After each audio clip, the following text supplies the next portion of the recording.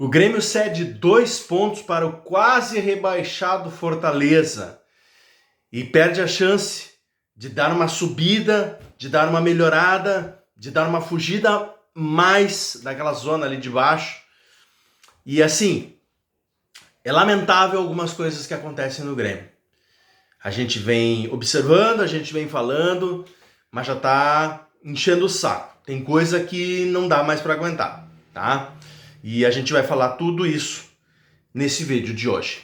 Salve, salve, nação imortal! Sejam bem-vindos ao canal Grêmio Avante Tricolor. Eu sou Fábio Newton e nesse vídeo aqui eu quero compartilhar com vocês uma reflexão sobre o que foi Fortaleza 2, Grêmio 2, que acabou de terminar lá no Estádio Castelão em Fortaleza. Vamos por partes. O Fortaleza sempre foi um time chato, um time difícil, um time complicado de vencer. Em qualquer lugar, seja lá em Fortaleza ou seja aqui em Porto Alegre. Agora, hoje, na situação de hoje, o Fortaleza é um time que está na zona de rebaixamento durante quase todo o campeonato. É um time que trocou o seu treinador, é um time que já não é mais o mesmo Fortaleza. Ou seja, é um time para vencer, é um jogo para ganhar. O Grêmio deveria ter vencido esse jogo. E até a metade do segundo tempo o Grêmio estava fazendo por merecer. O Grêmio, obviamente, começou mal. Começou um pouco ansioso, um pouco perdido. E aos 5 minutos de jogo já tomou um gol. Ali parecia que as coisas poderiam se complicar. Mas o Grêmio conseguiu botar a cabeça no lugar, conseguiu equilibrar o jogo novamente. E com a ajuda, a contribuição muito eficiente daquele que para mim foi o melhor jogador do Grêmio na partida, ao lado do Arthur, obviamente, mas assim, em termos de contribuição, o Carlos Vinícius hoje foi disparadamente o melhor jogador do Grêmio, até sair ali por cerca de 15, 20 minutos do segundo tempo. O Carlos Vinícius fez o primeiro gol numa jogada de muita inteligência, astúcia, observando ali, vendo que o goleiro Breno, ex-goleiro do Grêmio, inclusive, da base do Grêmio, iria largar a bola no chão. O goleiro, o Breno, não observou que ele estava nas costas dele e o Carlos Vinícius, de forma muito inteligente, astuta, conseguiu fazer o gol. Porque a bola, quando está no chão, ela está em jogo. Então o Carlos Vinícius foi muito inteligente, conseguiu empatar o jogo aos 14 minutos ainda do primeiro tempo. Logo em seguida, o Carlos Vinícius, vendo que o Grêmio, mais uma vez, sem criatividade no meio-campo, mais uma vez, jogando com Edenilson na meia central, sem fazer absolutamente nada, né? Tô de saco cheio já do Edenilson, tá? Não do Edenilson em si, mas de quem escala o Edenilson. Porque Edenilson tá ali fazendo o que mandam, ou seja, jogando no lugar onde mandam, mas ele não consegue fazer o que tem que ser feito nessa função. Porque o Edenilson não é um camisa 10. Eu já falei isso aqui várias vezes. Mas insistem com o cara, enquanto o Monsalve fica no banco. Aí o Carlos Vinícius, vendo que o time não tem criação, que não tem armação, ele começa a sair da área. Começa a sair da área para fazer essa bola girar, para fazer essa bola rodar, para fazer essa articulação. E ele saindo, numa dessas saídas dele, ele consegue articular, fazer as vezes do camisa 10, fazer as vezes do Edenilson, que não está fazendo, e ele consegue articular uma jogada para o Marlon, que dá um drible no defensor e consegue tocar no meio das pernas do Breno, fazendo o 2-1, a virada do Grêmio, ainda no primeiro tempo, cerca de 32 minutos do primeiro tempo. Bom, o Grêmio, a partir daí, equilibrou as ações. O Grêmio estava, de uma certa forma, com maior volume de jogo, dominando a partida, até terminar o primeiro tempo. Começa o segundo tempo, o Fortaleza já veio com 3 alterações. Enquanto o Grêmio continuou com o seu Edenilson, continuou com o seu João Lucas, né? Continuou com o mesmo time. Ah, mas estava ganhando. Estava ganhando, mas continuava sem criação. Estava ganhando, mas continuava sem armação, sem articulação no meio campo. E o Monsalve ali, sentado, esperando o momento de entrar. Bom, o que aconteceu? O Carlos Vinícius sentiu, não sei exatamente o que aconteceu, mas ele sentiu, teve que sair, pediu para sair, enfim. Entrou o André Henrique no lugar do Carlos Vinícius, que não é um mau jogador, mas obviamente não tem a mesma qualidade, não tem a mesma característica, mesmo controle de bola. Não conseguiu fazer o que o Carlos Vinícius estava fazendo. Óbvio, é outro estilo. É um centroavante, mas é outro estilo de atacante.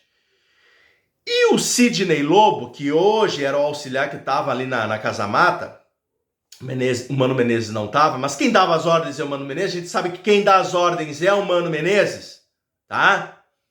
O Sidney Lobo trocou o Alisson, que era um ponta pela direita, que poderia até não estar jogando tudo isso, tá? Mas era um atacante pela direita, era uma válvula de escape, era uma opção. Ele coloca o Cristaldo. E mantém o Edenilson. São coisas absurdas que estão fazendo com o time do Grêmio. O Monsalve, camisa 10 no banco, não entra pro Edenilson continuar jogando. E o time do Grêmio continuar sem criação, sem criatividade, sem articulação, sem armação.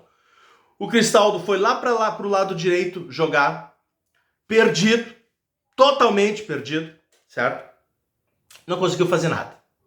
Ainda entraram no jogo Dodi, Aravena e Gustavo Martins. Cadê o Monsalve? Por que o Mano Menezes não põe o Monsalve para jogar? Por que, senhor Mano Menezes?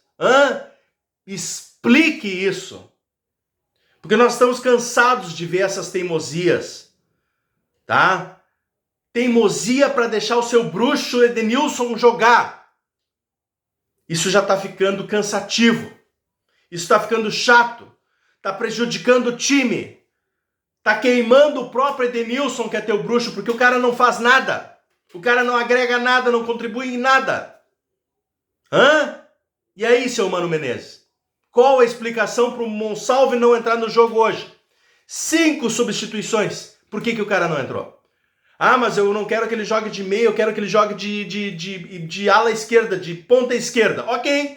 O Amuso pediu para sair, alegando condicionamento físico, que eu acredito que até nem era isso. Eu acredito que como ele errou ali 2, 3 lances, tecnicamente ele não estava legal, ele viu que não estava bem, e isso é uma virtude, se o cara vê que não está bem, pede para sair, porque não está no dia dele.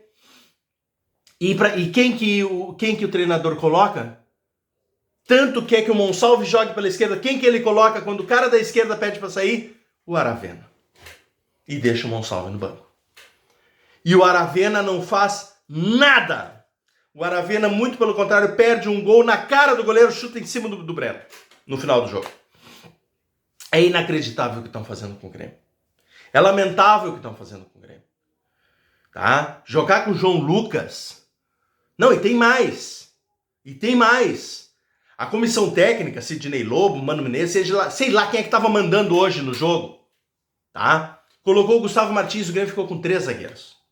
Quando estava 2-2, 3 zagueiros para segurar um empate. Eu nem falei aqui do empate, né? O empate surgiu, sabe como? De um passe de primeira, tentativa de passe de primeira errado do Cuéllar. O Cuéllar tentou dar um passe rápido de primeira, desnecessário, poderia ter dominado a bola, ele estava sozinho no lance, tentou dar um passe de primeira, errou lá o passe, armou o ataque dos caras, aconteceu a falta, o cara bateu a falta, gol. Até acho que o Volpi, de uma certa forma, falhou, tá? É uma bola complicada, difícil, de longa distância, o Volpi já tomou vários gols de longa distância, então é uma dificuldade dele, é uma característica dele, né? Uma bola alta que foi caindo, em curva, enfim. Mas eu acho que ali o goleiro Volpi, ele deveria ter pego, sim. Ele deveria ter defendido aquela bola. Mas não dá pra botar tudo na conta do Volpi, não, tá? Não dá pra botar tudo na conta do Volpi, porque o maior erro, o maior equívoco foi na origem da jogada, com um passe errado, um erro de passe do Cuéllar, tá? E aí os caras empataram cerca de 15, 20 minutos do segundo tempo, mais ou menos. E aí 2-2. Os caras quando voltaram do segundo tempo, eles já voltaram melhor. Eles já voltaram diferente, já voltaram tocando mais a bola, voltaram com mais volume de jogo, equilibrando a partida, que até então o Grêmio estava dominando no primeiro tempo. Eles já voltaram melhor. E aí eles vieram para cima, e aí empataram o jogo. E nada do Monsalve. Nada do Monsalve. As substituições que o Grêmio fez simplesmente não agregaram em nada. Teve um lance ou outro aqui, teve uma arrancada do Cristal, teve uma outra jogada aqui, ali, papapá. Mas assim, ó, nada que surtisse efeito. O Grêmio vem de Fortaleza depois de ter virado o jogo de um empate, gerado por um lance errado, gerado por uma falha no gol, mas gerado principalmente pelas insistências irritantes de Mano Menezes em jogar com Edenilson na meia central, deixando o Monsalve no banco. E as substituições que ele faz são simplesmente ridículas. Tira o Alisson e bota Cristaldo, mantém o Edenilson. Aí tira o Amuso, bota o Aravena, não põe o Monsalve. E aí? Qual a explicação, seu Mano Menezes? Qual a explicação para continuar jogando com o Edenilson? Deixamos 2 pontos em Fortaleza, sabe por quê? Porque nós viramos o jogo, estávamos jogando melhor, o Fortaleza está mal, o Fortaleza está na zona de rebaixamento, era um jogo para vencer, para voltar de Fortaleza com 3 pontos, o Grêmio estava com esses 3 pontos na mão, deixou escapar 2 e vem com 2 pontos perdidos de Fortaleza. Sem falar da arbitragem, tá? A arbitragem foi uma das arbitragens mais medonhas que eu já vi. Olha, e já teve arbitragem ruim, hein?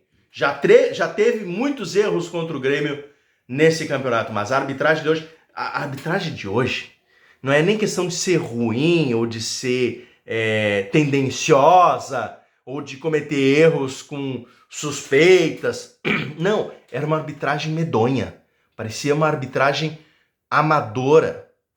Era um juiz que se perdia nos lances, se perdia nas faltas, invertia lances. Olha, teve um lance que poderia ter sido marcado pênalti contra o Grêmio, tá? Um lance do Kahneman, que por falar nisso, o Kahneman não dá mais, né? Né, seu Mano Menezes? O Kahneman é ídolo, é um cara que merecia uma estátua assim como o Jeromel. Para mim, Kahneman e Jeromel foram uma das melhores duplas de zaga do Grêmio, da história do Grêmio, mas o Kahneman não dá mais. O Kahneman tem que ficar no banco, líder de vestiário. O Kahneman não dá mais, ele tá se queimando, tá prejudicando o time, tá? Mas enfim, o Kahneman cometeu um pênalti que se fosse contra nós eu ia reclamar. O juiz não deu. Ok, mas é um erro. Um cara, o Adam Bareiro, atacante dos caras, deu uma cotovelada no Marlon dentro da área, que a câmera do jogo mostrou, todos vocês viram. O cara não deu nada. Aí depois o cara deu um peitaço no João Lucas, aí levou o cartão amarelo. Se tivesse dado o amarelo lá na cotovelada, o cara tinha sido expulso. Depois ali no final, no último lance, ele ficou cerca de 5 minutos olhando o VAR para expulsar o jogador do Fortaleza e depois deixar a bola rolar 30 segundos e terminar o jogo. Que arbitragem ridícula essa do jogo de hoje. Ridícula, atrapalhada, medonha, não é tendenciosa nem suspeita de roubo. É medonha de ruim.